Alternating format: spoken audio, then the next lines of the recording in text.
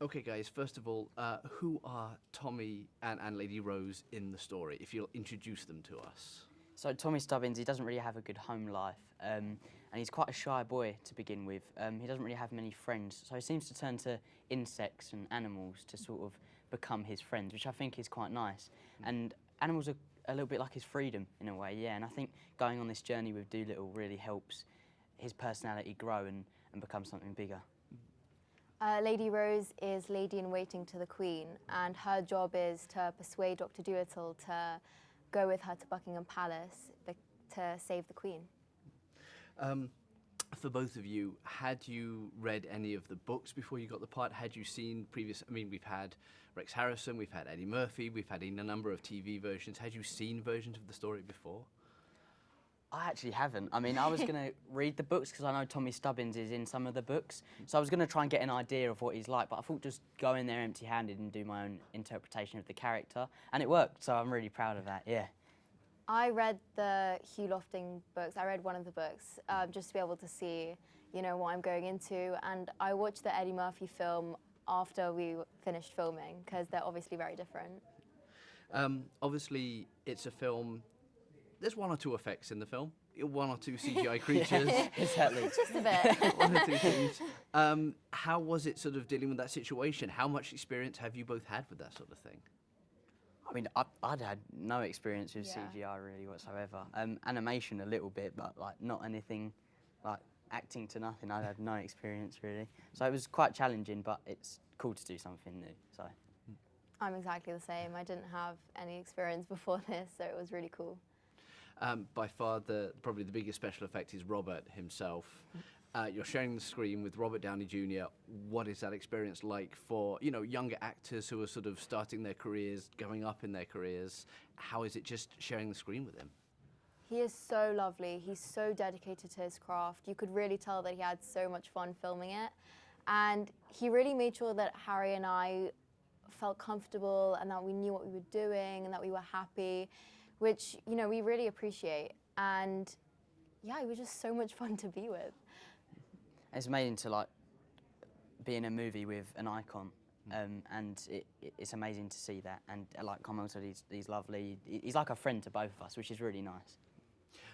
Going back to the annals for a second, I know there were physical representations on set. There were people puppeteering. There were people physically performing things like Yoshi the polar bear. What was that experience like? Was it surreal for you? Yeah, I think it was quite surreal because I sort of went in there. I didn't really know what to expect, and going in there, I thought it was going to be easy, like acting to nothing, because that's sort of what my job is. But it wasn't, because I've got to think of the height of the animal, the way it moves and everything. So it's quite challenging. But yeah, I think it's nice to see the end product and how nothing is becoming something.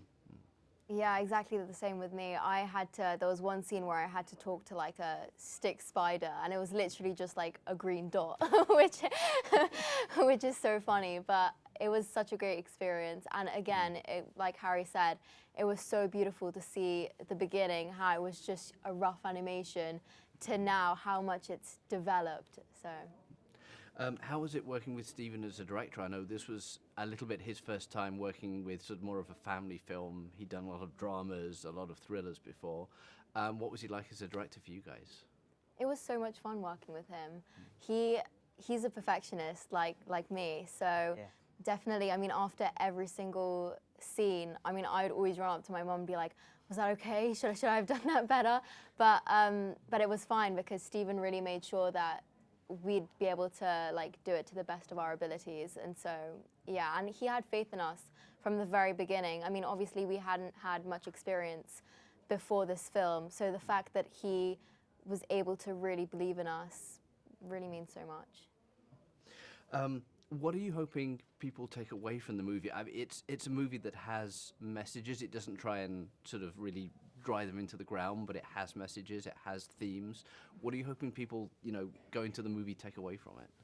I think just have as much fun as you can. As soon as you walk into those doors, just enjoy it as much as you can. It's something that's magical and different in a way. Even though we've seen it before, it's so much different to the previous ones. I think just go and have as much fun with it as possibly as you can. Bring as much people as you want, and I think it's really cool. Yeah, I mean, this film is really for all ages. It's a family film, and you really feel like you're going on an adventure. And this film, I think, it's a lot about acceptance, you know, especially with Stubbins and Dolittle. It's learning to be able to accept yourself and appreciate yourself for who you are and appreciate others as well, which I think is such a beautiful message. And everyone should go see it, really. Yeah. If the two of you could talk to any animal, what animal would you want to chat with, and what would you want to say? Oh, that is a good question. I think probably a wolf, but I don't know what I'd say to it. That's the thing. Yeah, like Carmel was saying previously, like Probably what was it like to be a wolf? Yeah. Like something like that. But yeah. I'd probably want to talk to maybe, I think a dolphin would be pretty cool because they're really sophisticated and smart and they know their way around. So it'd be really fun to be able to talk to a dolphin. What did you want to bring to the characters? Obviously, you know, you get the roles, you have the script, but you're actors. You're trained to bring things yourselves into it. Was there something in particular that the two of you wanted to just add into your characters? I think that it was nice because Stephen actually let us put our own ideas into it as well.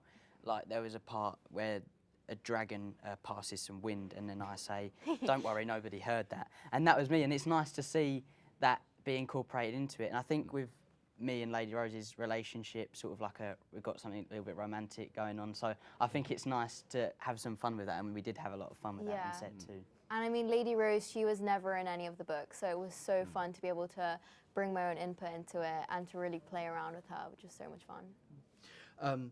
When you get a script like this, how did you react when you're told, oh, by the way, you've made the film, it's down to a couple of people, but you've won the role? How did you react?